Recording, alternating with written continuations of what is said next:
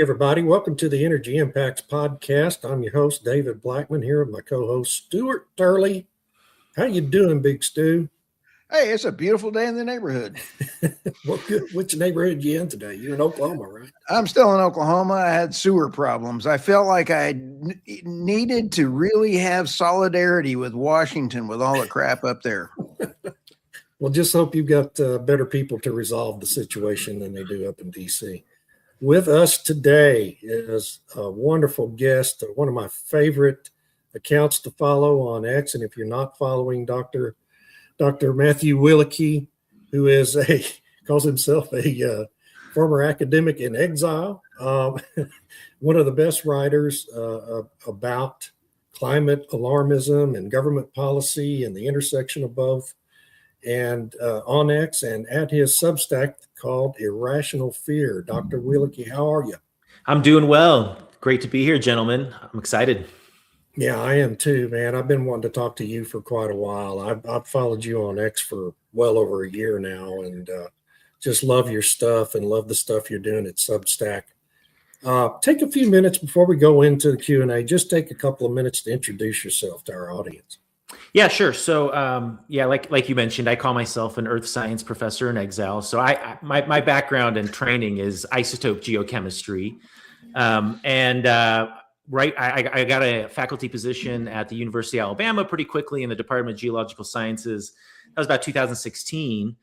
And I had just had children, and I was kind of rethinking everything about, the future of my kids. I was no longer thinking about myself. And man, I really started to notice that I really felt like my kids wouldn't have the same future that I had. And it was primarily because of this attack on reliable energy sources. And then to think that all of these developing nations, that these people would stay in poverty because of our, kind of virtue signaling. So I went in to kind of look at the data. I thought, well, if the data must be very strong, if we're willing to sacrifice our kids' futures, then this must be just a blow away, slam dunk scientifically. And I was in the industry, but I stayed a little bit away from climate. I mean, we were indirectly involved. I was doing the isotopes and the geochemistry. They were kind of making the bigger picture. It was always very political and messy. I kind of avoided it my entire time. My advisor, who was a National Academy of Sciences member, was like, we don't do climate. We're not going to get into this. This is just a mess. And so I started to ask some questions that you couldn't ask in academia at the time, and very quickly realized that tenure wasn't a possibility with some of the views I had. And so that's why I kind of consider myself a Earth Science Professor-in-exile. But egg on their face, because they made me much more popular than I ever would have been if I would have stayed. Well, you are very popular on X. You've got about 10 times the audience that I have, and I'm extremely jealous of that, but I'm trying to catch up here. Stu, on the other hand, has, he's still less than you, but he's got a lot more than I do. I think my stupid handle that I chose, Energy Absurdity, kind of doesn't help me there. But anyway, I want to talk to you today about several recent things you've written. The first is the EPA endangerment finding. You had a great post on Substack, and this is something I've written about for years. But I just found your post on your Substack talking about how that endangerment finding was pre-cooked when it was issued in 2009 and didn't undergo the proper rigorous kind of analysis in advance that it should have undergone to make it legitimate. Talk about what you meant, by pre-cooked in that piece. Yeah, the irony here is crazy, because this is kind of the same what they're claiming that the DOE did recently with Secretary of Energy Chris Wright, who put together a climate panel that wrote that article. He said, oh, this was all done in the back channels and it didn't go through all these reviews. And it turns out that that's exactly what happened with the 2009 endangerment finding. Within months of them getting into office, the internal emails are, this is settled. This is not a discussion. This is a policy that we are implementing right away. This isn't going to go through any sort of review. Nobody's going to get to discuss this. And it's just so ironic. People ask me all the time, is like, how do you have so many things to write about? I'm like, if you just keep your eyes open, the irony out here is amazing. I mean, to have them be claiming that to have done exactly what they did to set this whole thing up. is just remarkable. So it just never went through the review process it should have. This is a values judgment, and the clear benefit to society from cheap, reliable energy, plus a little bit of warming, plus CO2 fertilization, all of it is a net benefit. I mean, there's really almost no observable metric where you would argue that this is somehow endangerment or dangerous. And if that's the case, then dinosaurs were breathing dirty air. I mean, it's just ridiculous on its face, and they knew that going in, and that's why they didn't want to have these discussions, right? They didn't want to have a review process, so they pre-cooked the books. They slid this stuff through really quickly. This was kind of the height of Obama coming in, and it went through the back channels. People were raising red flags. People I'm sure like you and in the energy industry and things like that. That this is going to be the foundational underpinning of all of this future regulation that is going to come down. And I'm exhaling 40,000 parts per million of this dangerous gas as we speak. So it's absolutely absurd. And the fact that they did exactly what they're arguing was done recently in the Department of Energy, I just find it very ironic. Yeah, and your point about it being the foundational underpinning of this entire suite of both Obama and Biden regulatory regimes on power generation, car emissions, the energy industry, on and on and on it goes. I mean, even the pause on LNG permitting was underpinned by this endangerment finding that Biden put into place. Now that this finding has been rescinded, and of course Trump has already, reversed a lot of what Obama and Biden did, but there's still a lot of pretty major elements of it out there. Aren't they all in jeopardy now? I mean, can any of that stuff survive scrutiny in the courts without this endangerment finding and the Chevron deference being in place? That was the key right there. So once we saw the Chevron deference fall, then the three-letter agencies are no longer allowed to just interpret the law as they see fit. And so it's going to take an act of Congress as they sit up there and lecture and 40,000 parts per million of CO2 come out their mouth. They're going to have to claim that there's some threshold of CO2 where it becomes dangerous. And we're somehow approaching that threshold. I actually wrote today on my Substack a question: what is the right concentration of CO2? Oh, that was the next one I wanted to talk to you about. We clearly don't know of an upper threshold. And I'm sure that there are, in the military has studied this in things like submarines. And, up into a few thousand, you do start to have some cognitive decline.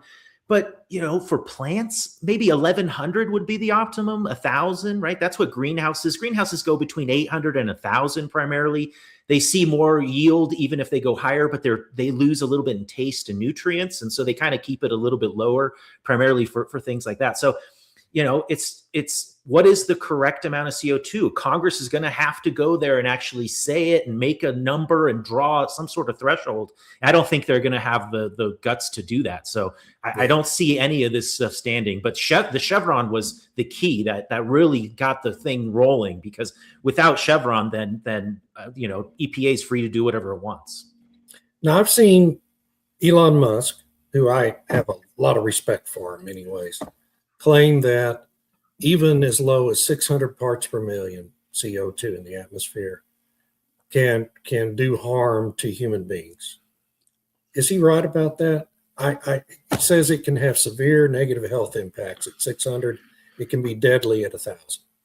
Absolutely incorrect. The military, like I said, has done the most of this. I used to carry a little CO2 sniffer into my lecture hall. And I taught a lecture of 352 students, and we're in a room, we're all breathing. By the time we left, the room would be 800 or so parts per million. And now some of them are asleep. I don't know if that's because of the CO2 or, that's just how it is in college. But no, there's been a ton of studies on this.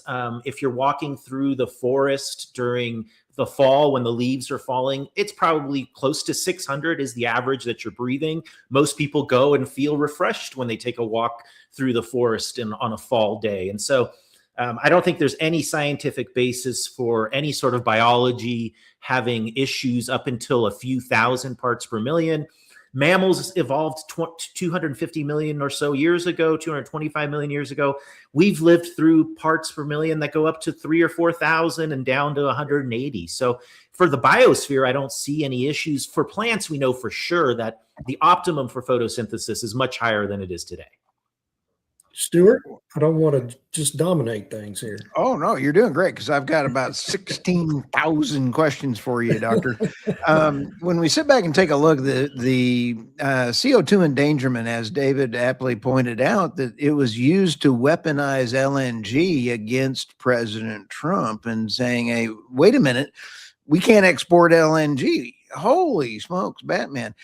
There's 3 questions. How much money has cost consumers by this single ruling? That's question number 1.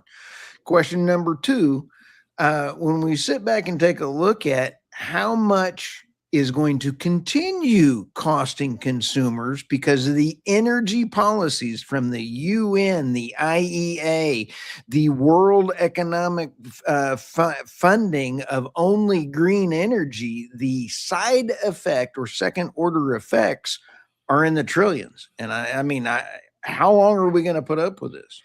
Yeah. So first question, it's hard to put a number. I think the number is close to 7 trillion in just government spending. But if you think about just the cost of consumer goods, and we talk about affordability now, it seems to be the new buzzword in politics.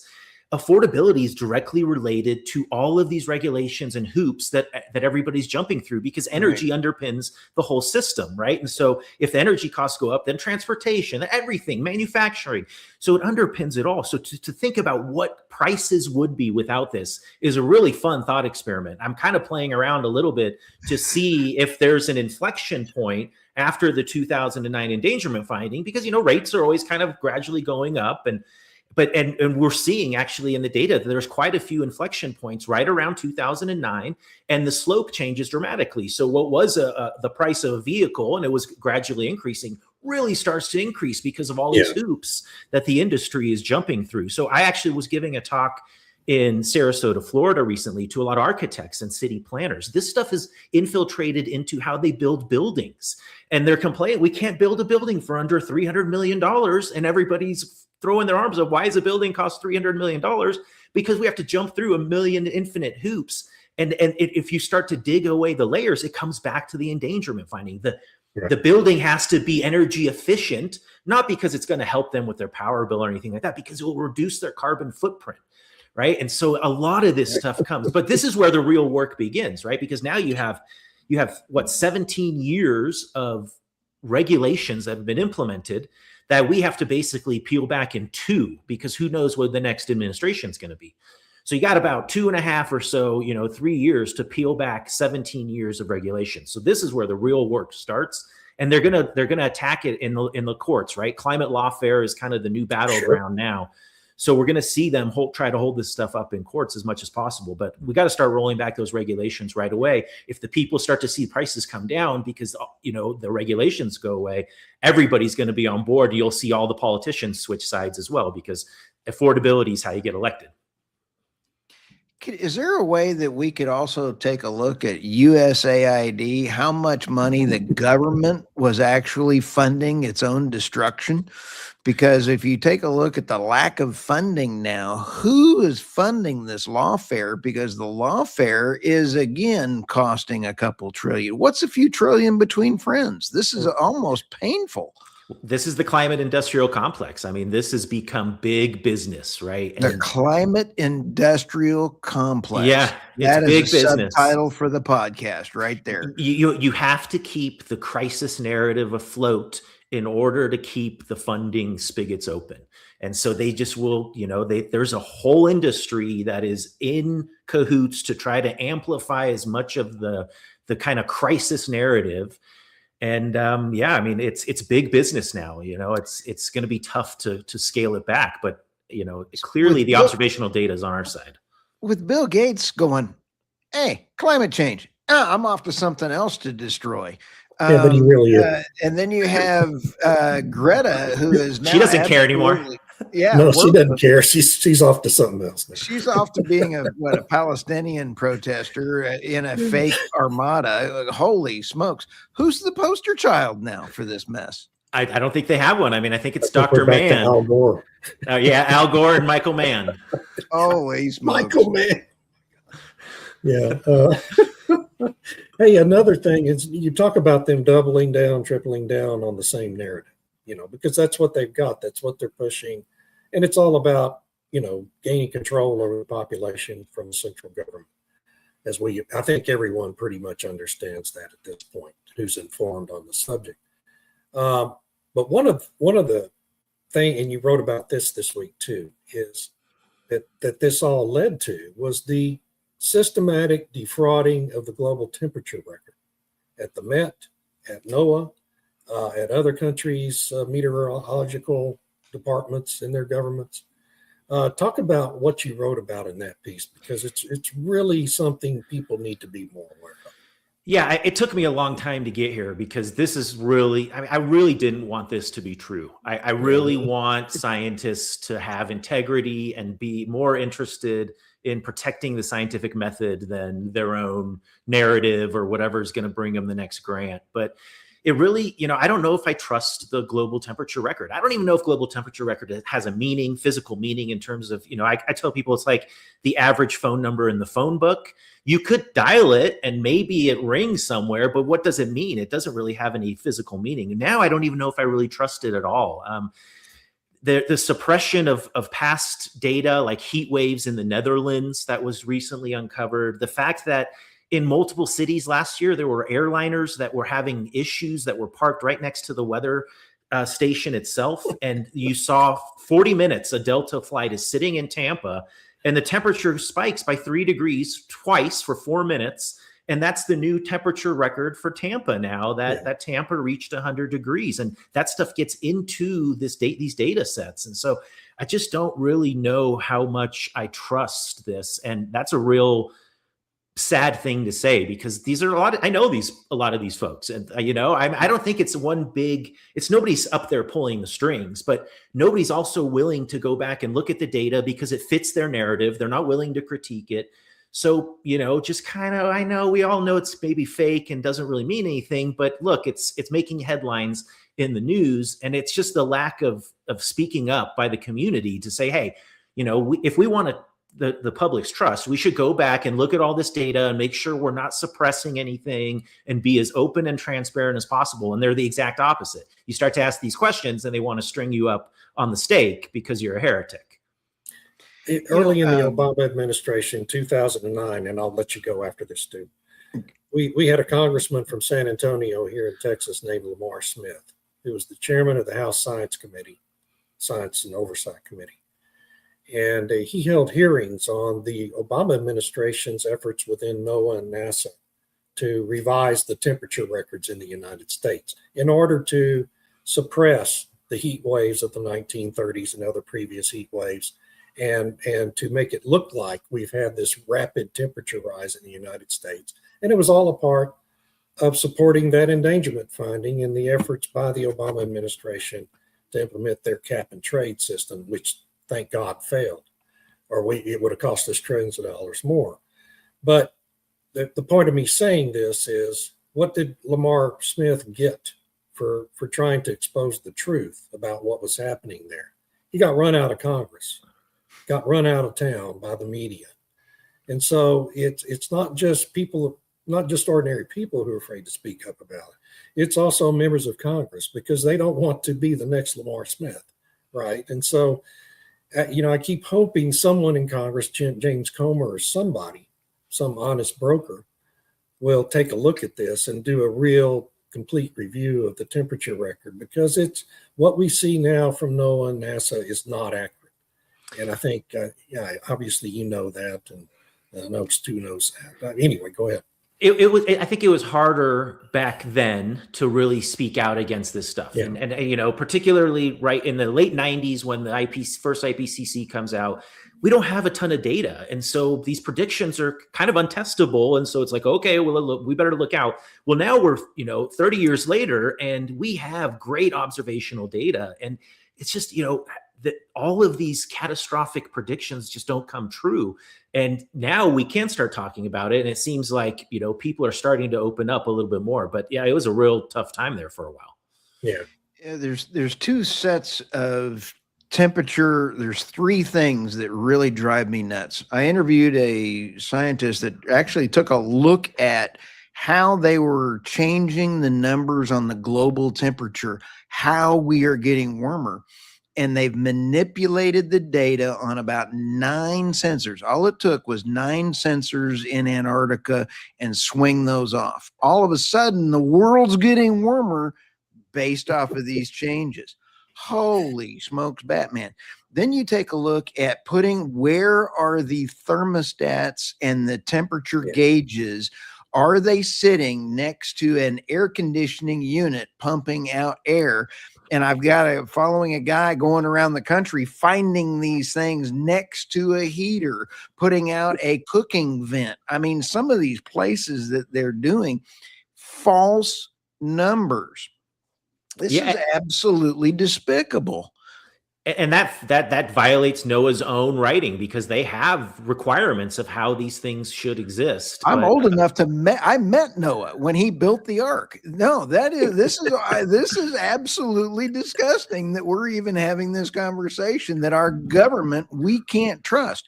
I want to give Secretary Chris Wright a shout out, because he just warned the IEA again and said, guys, if you're not going to be putting out real information, we're going to defund you like we defunded the UN, and the UN started going, well, we're not going to make our budget numbers. Yay, we're not the world's banker anymore.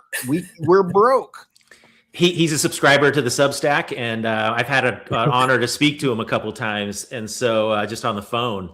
And I mean, he's got the right idea. He gets it. And we're very happy we're going to be very thankful. He's been on our podcast. He's been on mine at least 4, and David's interviewed him several times, and we're trying to get him back on. He is cool it's hard guy. to catch him these days. I think he's a busy man. Yeah. Another one you wrote recently that I really loved, and I think makes some really tremendous points that people need to understand, is the piece you did a few weeks ago called "Where Are the Climate-Related Disasters?" You talk about observational data that we have. We have all these years of observations now, in which claims about hurricanes and flooding and all these different things, sea level rise, simply don't support the claims by Al Gore and others. Talk about that. Yeah, so warming was never the problem. I think, no honest scientist thought that 1880 was the ideal temperature. That's the end of the little ice age. This is cold times, crops are failing. So nobody considered that an ideal temperature. So warming was never the problem. Most people probably admitted that warming would be a little bit of benefit, but it was all of these feedbacks. It was these enormous feedback systems that were there. The sea level rise would swamp tiny island nations. And then, we would have catastrophic hurricanes, supercharged climate fueled hurricanes, and all of these things. Well, we've had a great data set. The Center for the Research and the Epidemiology of Disasters out of Brussels, they keep a database. This was the primary database for this kind of IPCC and climate alarmism. And what they were doing was they were plotting this from the 70s on. Well, the emergency database system came out and said, look, guys, you can't do that. You have to now click a button if you want the pre-2000 data, because anything pre-2000 suffers from what we call reporting bias, right? In 1983, if there was a flood in Ethiopia, it didn't get reported in Brussels, but today it does. We're all interconnected. And so if you plot from 2000 on, where the database says, look, we pretty much now have a good, accurate account. There's no artifacts in this data. There's just no increase. Yeah. Oh, is that mine? There's no increase in either of these. Sorry, I got feedback on my. Oh, no. There, sorry, that's me. And so we don't see an increase. We don't see an increase in hurricanes. We don't see an increase in extreme weather. We don't see an increase in extreme temperature. There are heat waves that have increased, but that's primarily in cities. That has to do with urban heat island. And so, none of this, the feedback systems that were supposed to be driving the catastrophism are occurring. And if that's not happening, then warmth is just a net benefit for all of us. This whole thing is also, we've ruined almost several generations of kids in school. And I really want to know, I'd like to put all these people in jail that lied about things, because I'm held to a different standard with my website, my Substack, my podcast. I get people getting all grumpy when I say the instead of the. And now we've got kids that are absolutely mush. I've tried to have a conversation with several of my family members that are kids. The climate, we're going to die. Whoa, time out. Bill Gates said it's okay. We're not going to die. How you doing? How do we fix this? Yeah, I mean, we have to have a little empathy. These kids have had this stuff pounded into their brains since they were tiny. I remember reading to my 4-year-old, and this is now 2020 or so, and I'm really starting to get nervous and starting to speak out about this stuff because I was talking to a lot of the students. But I'm reading, and there's climate narratives interwoven into these kids' books, these brand new kids' books that make it sound like humans are parasites. Like, the ultimate thing would just be extinction, it seems like, because that's the only way we have zero impact. And so many of the students, especially during COVID, were talking to me about their anxiety levels, and this was one of the top ones. But once they got the information, once they saw a lot of this data, it was a huge relief to them. So if we can get them the information, they want to know that the planet's not going to end in 10 years. They're tired of being told that they're parasites on the planet and that they're ruining everything. So it's just that it's just hard to get them the information. They're just bombarded with these headlines just constantly about climate crisis. But I agree with you. It's a huge problem. And unfortunately, that's part of the game plan that they've had all along, is if you can elicit this kind of scared and fearful response early, you'll start to have behavioral changes later on. And that's how you can drive policy. I have the original plans from Noah since I met him, and I'm going to go ahead and start building an ark in my backyard just to drive these people nuts. And I can't wait to get my backhoe going and get my, what are you doing? Oh, I'm building an ark because we're going to die and we're going to flood. So I mean, Bible tale, Stu's Ark. I don't know. Al Gore told me the oceans are boiling, so I don't know if you're going to be able to. That's true. Yeah. Well, I mean, that of course was repeated by Antonio Guterres, our chairman at the United Nations, Secretary General, whatever he calls himself. Have we ever had a what's the word I'm looking? A more hyperbolic chief at the UN than Antonio Guterres? I mean, this guy, the highway to hell, global boiling, all this stuff he comes up with. I always wonder how he's going to top himself next time he speaks, right? And it seems he's kind of run out of the ability to do that, though. He didn't manage to do it down in Brazil in November. This is a feature, not a bug. This is the game plan. This is they've been working with social scientists, and they know, especially if you look at the difference between, for example, what the IPCC working group writes and what the policy or summary for policymakers is. They're very different, and they use very different terminology. They get social scientists. They want to elicit an emotional response. That's the goal, regardless of what the data is. It doesn't matter. The narrative has been preset, and let's use verbiage that elicits an emotional response. And so, the oceans have slightly warmed doesn't play as well as the oceans are literally boiling. Yeah. Man, that's one of the best at talking about that, what you just mentioned, that the data doesn't match what's actually in, or the data in the IPCC report doesn't match the rhetoric to Stephen Koonin, of course, who was involved at the IPCC on behalf of the Obama administration.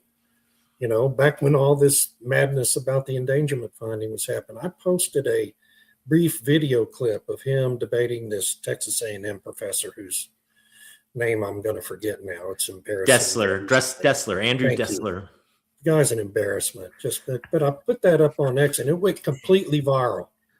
People are really, really interested in this subject, right? I mean, they really are. And people really do want true and accurate information. Do you feel like we're getting to a tipping point on this, maybe in our favor finally after all these years? Yeah, absolutely. I mean, I think it's with AI and the realization that energy isn't just something that we can kind of plateau. The U.S. hasn't essentially produced any new energy for a long time, decades. Per capita, we've gone down pretty dramatically. So this idea that energy is just a little bit of life. No, it's the underpinning of everything. And with AI coming online, that's why Bill Gates changed his tune for sure. That's why Microsoft's trying to open 3 Mile Island. This is just a realization that for some reason everybody didn't have but us. And now they're clearly coming around to it. And so, this is the momentum is big, but a new administration can come in and really start to swing things back the other way. So you got to peel back as much of this as possible, as soon as possible. And then it'll be just much harder to kind of reshape it all, because once people see that it's all, this is the costs are crazy and it's due to energy. Dr. Wielicki, are you available to talk to our Congress people? Because there are some of them that are absolutely dumber than rocks. And we saw some of them in Germany this past week with taking word salads to a whole new level.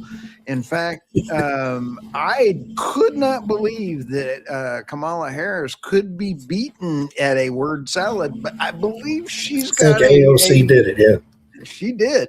Wow. It's so fitting that it's so fitting that it was in Germany too, who's basically committed economic suicide. So it was very fitting. My goodness. What are your thoughts about Gavin Newsom striking a deal with Octopus out of the UK for an investment? Can two of the most expensive state in the United States strike a deal with the most expensive country that has energy in the world with one of the most bankrupt companies for an investment? Can they solve the energy crisis? I love that. Did you see recently? I saw that the California's importing oil from the Bahamas. From the Bahamas, yes. Yeah, they're shipping it through the Panama Canal. That's no emissions released there, and all the way up to California. So, wow. I mean, what a great. I grew up in California. What a perfect example of terrible policy and what it will cost just regular consumers, everyday consumers. Not to think of trying to manufacture something in California or build anything. So, the irony here is just it's too much. I'll tell you what, I should have saved out the AOC thing, but we actually could cover it in about 3 seconds and just show a picture of her, because you would get that much out of it. It was that bad. But having Governor Newsom, last year I tracked tankers from Russia that went to India. They got transformed into jet fuel. The jet fuel was then sent from India to California. California had a crisis where 42% of their jet fuel was missing. In a refinery. They now have had most of their pipelines cut, and the main pipeline was losing $2 million a month. They're now trying to save their oil system by allowing 2,000 permits. Those 2,000 permits will last about 5 seconds. You cannot, I think that they may, Katie Grimes is the editor-in-chief at the California Globe, and I believe she's probably right that they have successfully killed the oil and gas industry in California, and they will be importing diesel and gasoline and jet fuel at $10 a gallon. It's crazy. I mean, it's just, but it's good because we need a state to show and hold up and say, look, don't do it like this. This is not the way you want to do it. Look at what's happening. Look at all the industry that's left. And so, people ask me, like, why did you leave California? I always tell people the best part about, I spent a lot of time in Southern California. The best part about Southern California was the only part that the government can control is the weather, but everything else is pretty much sucks. But the weather is great. And I get that. I totally get that. If the government could control that more, they probably would screw it up. But, that's for a whole nother podcast. I got a few on that one. One last topic I want to ask you about. You posted on X today, just to prove I read your X every morning, about this study that came out indicating that the big wind farms in the North Sea and elsewhere are actually having a significant impact on altering ocean currents, and now could be a problem that could impact ultimately the Gulf Stream and its warming effect on the UK. What do you think about that? Who would have thunk putting giant artificial structures in the path of ocean currents would disrupt ocean currents and wind currents and make these wakes behind it? And they're talking about messing with the marine ecosystems, and all of this stuff will go into a headline that says, see, climate change is messing all this stuff up. Give us more money for more big wind farms. It's such a I always tell people the best climate solution would be to do nothing, because most of these climate solutions are actually screwing up things more than they're solving them. So doing nothing would be a better, and everybody's like, oh, I can't do nothing. I'm like, I promise you it would be better for the planet. It would be better for you. It'd be cheaper. And so here's just another perfect example. I mean, who would have thunk, right? Yeah, and that's the biggest problem with this whole, I spent years writing about the energy transition that it turned out wasn't happening. So I had to change the name of my own Substack to eliminate that part of the name. But, a big part of the energy transition and the whole problem with it that I kept writing about and trying to get people to listen to is that the alternatives that are being proposed don't work. Okay. They can't displace fossil fuels, which is why it hasn't happened. Do you think, to me, the future is nuclear. If you want to get to zero carbon emission energy, the future has to be nuclear. Do you agree or disagree with that? I agree 100% for base load, for sure. For the base load, that I think that's what it should be. It would make oil and gas much cheaper for things like heating and transportation, because we wouldn't be burning them for electricity. You could supplement a little bit with solar here and there in the daytimes. I've got some solar panels on my roof here in Colorado because we have a ton of sunshine. I didn't do it to lower my carbon footprint. I did it because Xcel keeps hiking their rates all the time. Every year they go up by 8% or something because they're jumping through all these crazy regulations. And so, they have to raise rates on me. And so I figured, well, I'll just do it economically. It made sense to me. So, with modern reactors and essentially no risk of meltdown. So modern reactors have a negative reaction coefficient, meaning that when they start to melt down, they shut off. In Chernobyl, it was the exact opposite. It's a positive reaction coefficient. So as it starts melting down, the reaction keeps speeding up, more heat, the whole thing starts to melt and everything like that. And so, but I think, AI sees that. These big tech companies see that. The problem is the regulations right now are really stifling for new modern reactors.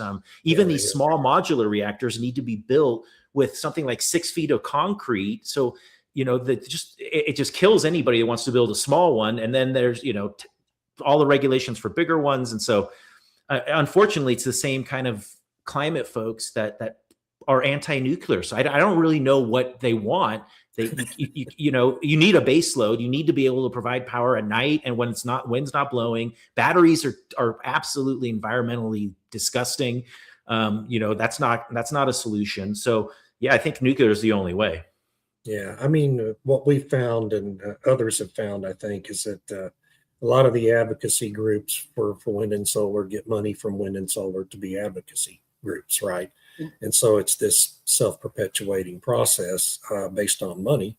And so what they want is wind and solar to the exclusion of everything else, and they'll make up the talking points as they need to. I wonder if we could do a kids book after this podcast, and then that way when we have the kids book, we open it up and show a wind farm. This is a wind farm killing all the right whales on the East Coast, and then flip the page. And then this is the lifespan of a windmill that is now, I calculated it out, between 3 and 5 years, they become fiscally unsound. They're unsound from day one. And at 8 years, the rates have gone up at every single wind farm in the United States. Guess what we are now missing? $89 billion liability for land reclamation starting point on the wind turbine fleet in the United States. This is a major problem that is not being talked about. Isn't it ironic that Greenpeace started to protect that same whale from the same seismic surveys that oil and gas were doing to look for oil and gas that they're doing now to figure out where to put the foundations of the wind turbines? Exactly the same seismic surveys. And for some reason, they're all for this one, but they weren't for the other ones. So the irony is amazing. I got a lot of traction when I said oil saved the whales the first time, but let's do it again. Let's see if oil and gas can save it the second time. I bet you a whale would thank all of us. Every energy person a whale would say, "Thank you, thank you." Now they're not burning me in candles anymore. Well, I got to thank you. 5 years ago, it was a lonely place to be. advocating against all this craziness. And I don't feel real lonely anymore. There's a lot of us doing it now, and you're one of the best. And I want you to, before we go here, take a minute, just let people know where they can find you and follow what you're doing. And we'll include it all, of course, in the show notes, and make sure people can find you. I've got your website showing here, International Fear. Substack. Irrational. Yep. Irrational. Sorry, I speak Oak Tex. So He speaks Oak Tex. So that's Oklahoma and Texas mixed. Yes. Yeah.